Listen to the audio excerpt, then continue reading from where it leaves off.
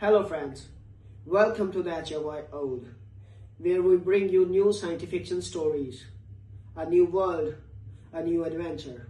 And yes, there is no robotic or AI voices here, only real human voices with real human touch. So let's start this journey, and please subscribe my channel if you like the stories and press the bell icon for the latest updates. Let's have a story. Okay. Secretary Velix of the Xylos Federation had presided over exactly 89 emergency sessions of the Galactic Council concerning the Varnak-Korathi War. 89. Each one had lasted an average of 11 standard cycles.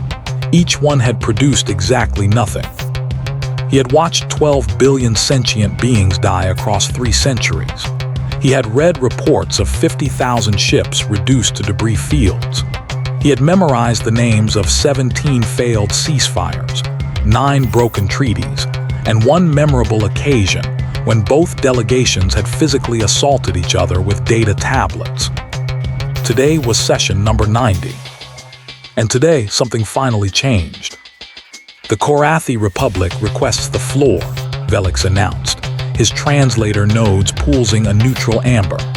Around the massive circular chamber, representatives from 200 galactic species shifted in their seats. Most were already mentally composing excuses to leave early. Ambassador Kalen of the Korathi Republic rose. His species, the Korathi, had once been proud warriors with feathers of deep crimson and gold. 300 years of attrition had faded them to exhausted pink and dull brown. His crest lay flat against his skull, a universal sign of fatigue. Secretary Velix, esteemed members of the council. Kalen's voice crackled with age and desperation. We have tried everything. Military solutions, diplomatic solutions, sanctions, mediation, bribery, threat of mutual annihilation. He paused, his 4 eyes closing briefly. Nothing has worked. The Varnak will not stop. We cannot surrender.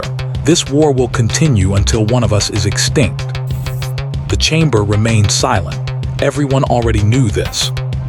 Therefore, Kalen continued, the Korathi Republic formally requests the addition of a new mediator species to these proceedings. Velix tilted his head, confused. All qualified mediator species are already participating. Ambassador, the Council has exhausted every diplomatic channel available. Not every channel. Kalen's feathers flickered with something approaching shame. There is a species designated as recently contacted, non-FTL, observation status only. They were not considered eligible for diplomatic roles. A murmur rippled through the chamber. Velix accessed his neural database. You cannot be serious, Ambassador. Those species are children. They have barely achieved interplanetary travel. Their understanding of galactic law is non-existent. I am referring specifically to species designation HD 44721B, Kalen said. The species calls itself human, originates from the 3rd planet of an unremarkable yellow star. First contact was established 11 standard cycles ago. The Varnak ambassador rose before Kalen could finish. Ambassador Thrax of the Varnak Collective was everything the Korathi were not. Where Kalen was faded and exhausted, Thrax was polished and vicious. His species had evolved from ambush predators, and it showed in every calculated movement. His scales gleamed like oil on water. His smile never reached his secondary eyes. The Korathi are so desperate they now seek help from animals, Thrax said, his voice silk over venom. These humans have not even mastered faster-than-light travel. Their ships take months to cross their own solar system. Their weapons are primitive. Their understanding of galactic politics is non-existent. He turned slowly to face Kalen. Bringing them here would be an insult to every civilized species in this chamber. You haven't even heard my reasoning, Kalen said. I don't need to, Thrax sat down. Velix raised a manipulator appendage for silence. The chair recognizes Ambassador Kalen's request as unusual but not procedurally invalid. The request will be put to a vote. The vote was unanimous. not in favor. Unanimous that humans would be useless, but unanimously in favor of letting the Korathi embarrass themselves one final time. 200 species voted yes, not because they believed in humanity, but because they wanted the war to end by any means. Even ridiculous ones. Contact the human delegation, Velix announced. Inform them that the Galactic Council requests their presence as diplomatic observers. Provide them with the standard mediator package. The human ship, a single vessel named Odyssey of Saul, arrived 17 standard cycles later. The Council had never seen anything like it. The human ship was unarmed. This caused immediate confusion among Council security. Every species brought weapons to the neutral station. Even the pacifist Jaylocks carried ceremonial energy lances. Weapons were a sign of status, of seriousness, of not being prey. The human ship had nothing, not even defensive shields. The scans must be wrong, Security Commander Vex muttered, staring at his display. No species arrives without weapons. It's suicide. Then the boarding hatch opened, and the confusion deepened. 2 humans emerged. One was female, approximately middle age for her species, with short dark hair and clothing that seemed designed for comfort rather than ceremony. She carried nothing except a small metal cylinder. The other was male, younger, with nervous eyes and a slight tremor in his hands. He was pushing a floating cart stacked with 3 large metal containers. "That's it," Vex whispered to his assistant, 2 of them. Ambassador Kalen rushed forward to greet the humans. "Ambassador Alina Torres, I presume, and your assistant." Alina Torres smiled warmly. It was an expression that, unbeknownst to Kalen, humans used to signal both friendship and the calm before violence. "Please, just Alina. And this is David Park, my attaché. He handles logistics." "Logistics," Kalen repeated, as if tasting a strange new word. David Park nodded, still looking nervous. "Supply chains, resource allocation, timelines, that kind of thing." "The containers," Kalen gestured at the floating cart. "What do they contain?" "Tea," Alina said. "Tea." "And spreadsheets," David added. "What is a spreadsheet?" Alina patted David on the shoulder. "You'll see." The opening session, number 91, began 2 standard cycles later. The council chamber was packed. 200 ambassadors, their aides, their security details, and a small army of journalists had gathered to watch the humans fail. Ambassador Thrax opened the proceedings with a theatrical sigh. "The chair recognizes the delegation from. Where did you say you were from again?" "Earth," Alina said calmly. "3rd planet of the Sol system." "Earth?" Thrax rolled the word around like a piece of rotten meat. "How many star systems have you colonized, Ambassador Torres?" "None. We haven't left our own system yet." Laughter rippled through the chamber. "Then perhaps you should return to your single world," Thrax said, "and leave diplomacy to those who understand it." Alina didn't react. She simply placed her small metal cylinder on the table in front of her and pressed a button. Steam hissed out. "What is that?" Thrax demanded. "Tea," Alina said. She took a slow sip. "You're drinking during council proceedings." "It helps me think." Thrax's scales rippled with disgust. "What is in that beverage?" "Caffeine. It's a mild neurostimulant." "Neurostimulant," Thrax repeated, horrified. "You're consuming something that alters your brain chemistry, in public." David Park, who had been frantically organizing papers from his containers, looked up. "Technically, caffeine is a psychoactive substance and a mild toxin, but humans have been drinking it for about 1,000 years. We've built civilizations on it." A Jaylock's ambassador in the back row fainted. "You poisoned yourselves for 1,000 years?" Kalen asked, his voice faint. "No," David said. "We just found a poison we liked." Thrax slammed a manipulator on his desk. "Enough of this absurdity. The Varnak Collective came here to negotiate, not to watch primates ingest toxins. If the Korath's mediators cannot behave professionally, we will withdraw from these proceedings. Alina set down her tea. Ambassador Thrax, she said, her voice unchanged but somehow sharper. I came here to help. I don't care about your war. I don't care about your pride. I care about 12 billion dead people and 50,000 destroyed ships and 300 years of suffering that nobody in this room has been able to stop. The chamber went silent. Here's what's going to happen, Alina continued. David and I are going to ask for 3 things. Every treaty signed in the last 300 years, every casualty report, and every supply manifest from both sides.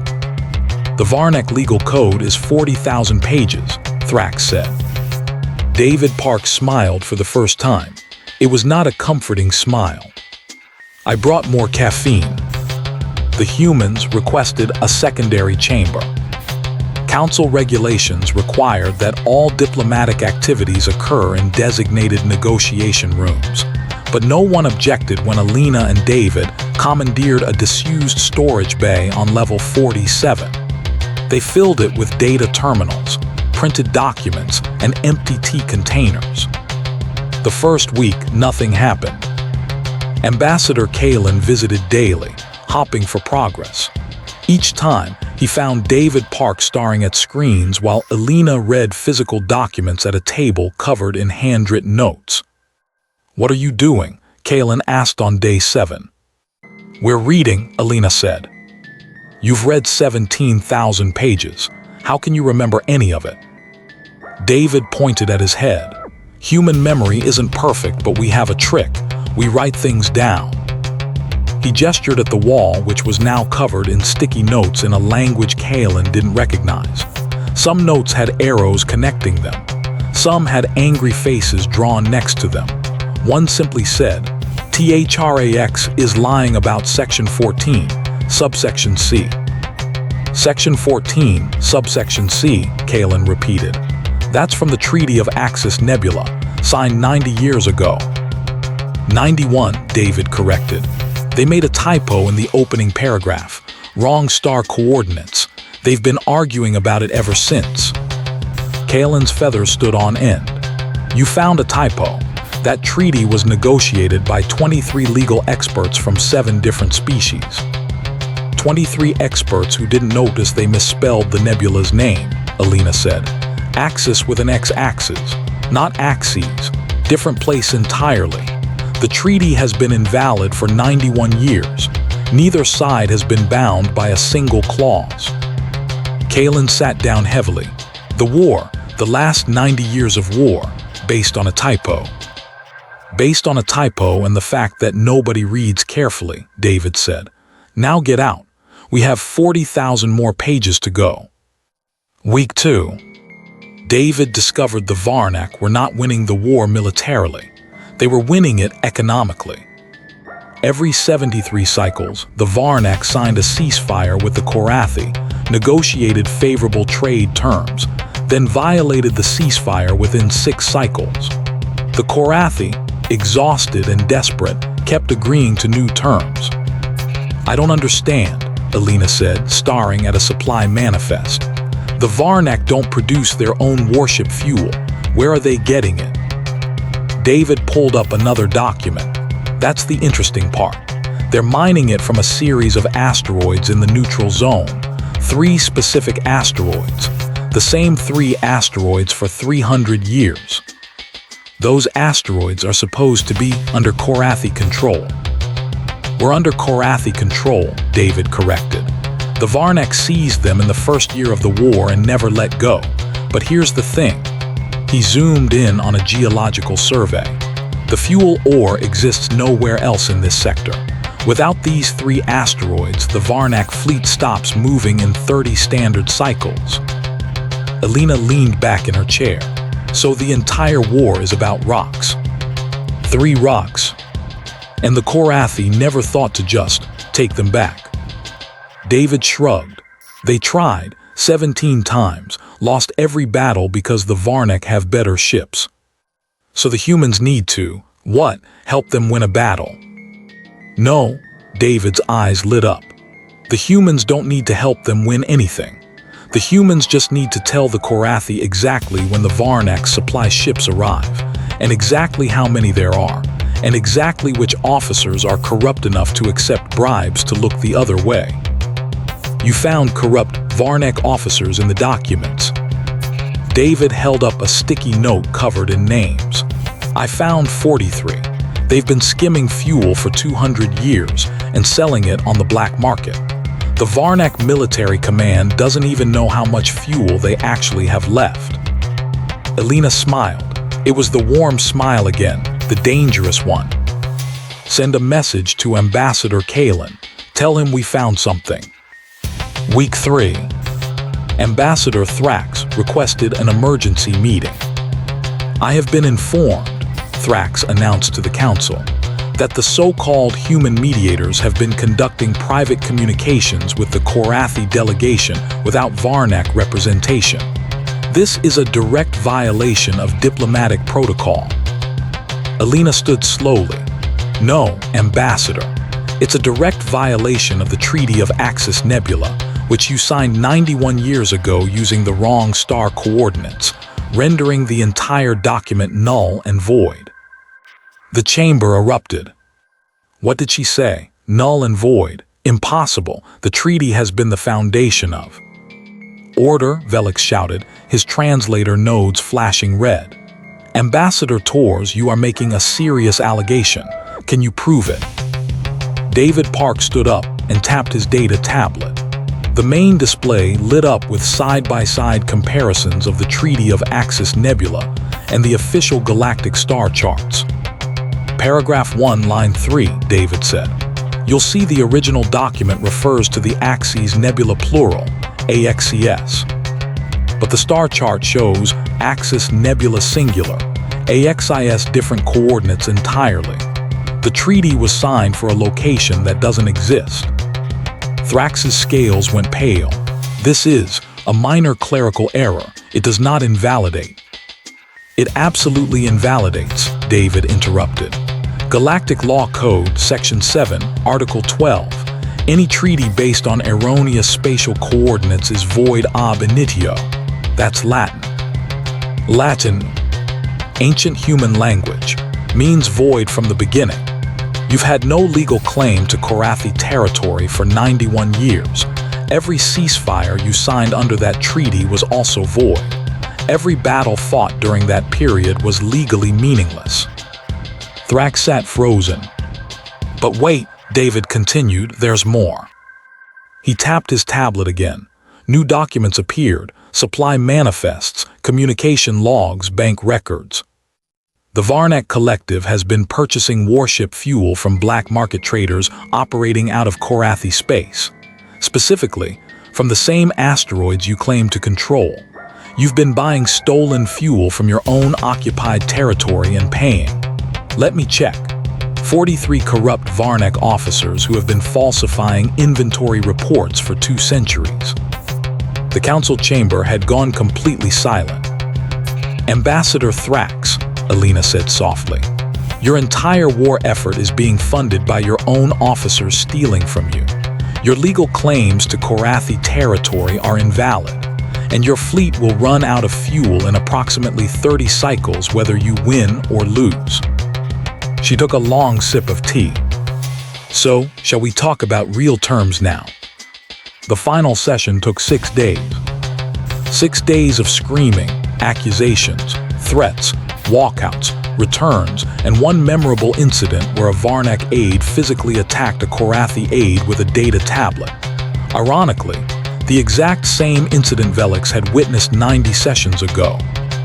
But this time, something was different. The humans didn't participate in the screaming. Elena Tors sat at her designated station, drinking tea, occasionally whispering to David Park. She spoke only 3 times during the 6 days. The first time, she said, the Varnak will accept a ceasefire within 12 hours, or we release the names of the 43 corrupt officers to the Varnak public. 12 hours later, the Varnak accepted.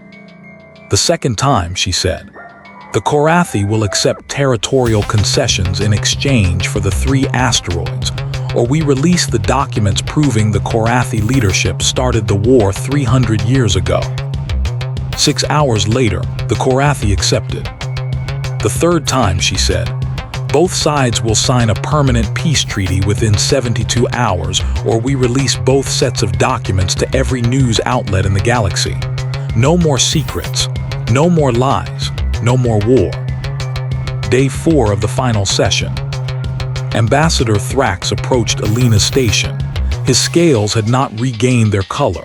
His secondary eyes were dull. "How did you do it?" he asked quietly. 300 years of war, the best legal minds in the galaxy, and 2 primates with a spreadsheet broke everything. Alina set down her tea.